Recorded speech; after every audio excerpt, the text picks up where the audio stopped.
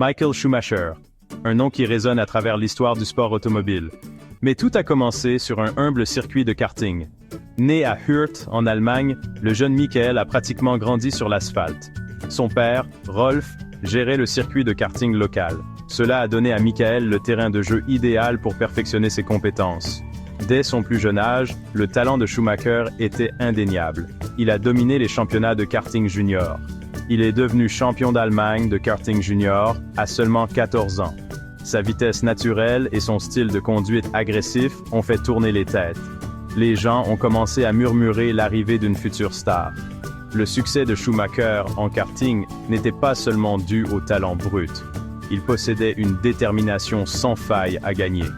Il passait des heures à étudier la piste, à analyser les données et à peaufiner son kart. Cette poursuite incessante de la perfection allait devenir une marque de fabrique de sa carrière en Formule 1. À la fin des années 1980, Schumacher faisait des vagues en monoplace.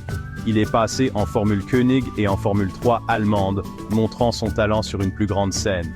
Ses performances ont attiré l'attention des équipes de Formule 1. Ce gamin était clairement un phénomène. Le monde était sur le point d'assister à l'ascension d'une légende. En 1991, les débuts de Michael Schumacher en Formule 1 sont arrivés comme un coup de tonnerre.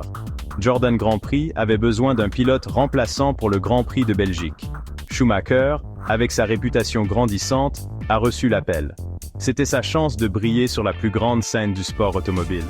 Le circuit de Spa-Francorchamps est une bête. C'est rapide, c'est fluide et ça force le respect.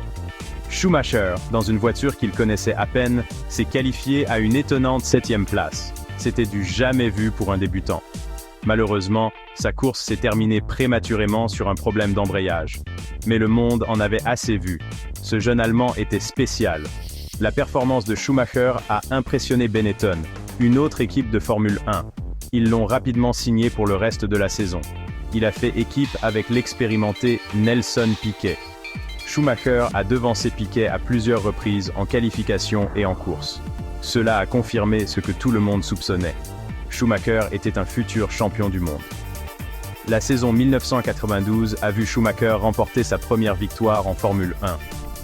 Il a triomphé au Grand Prix de Belgique, ironiquement la même course où il avait fait ses débuts un an plus tôt. C'était un signe des choses à venir. Schumacher était là pour rester, et il était prêt à réécrire les livres des records. La saison de Formule 1 1994 a été l'une des plus dramatiques et des plus controversées de l'histoire. Schumacher, au volant de la Benetton, était engagé dans une lutte acharnée avec le pilote Williams Damon Hill. La lutte pour le championnat s'est jouée jusqu'au bout, culminant avec une collision controversée au Grand Prix d'Australie. Schumacher et Hill se sont percutés au 35e tour, mettant fin à leurs deux courses. Schumacher a remporté le championnat par un seul point. Cette fin controversée a laissé un goût amer dans la bouche de beaucoup. Mais cela a également renforcé la réputation de Schumacher en tant que compétiteur impitoyable. Il ferait tout pour gagner. L'année suivante, en 1995, Schumacher est à nouveau sacré champion du monde de Formule 1. Cette fois, il n'a laissé aucune place au doute. Il a dominé la saison, remportant 9 courses sur 17. Sa rivalité avec Hill s'est intensifiée, mais Schumacher semblait toujours avoir le dessus. Ses championnats consécutifs avec Benetton ont cimenté le statut de Schumacher comme un véritable grand de ce sport. Il avait fait ses preuves en tant que vainqueur. Il était prêt pour un nouveau défi.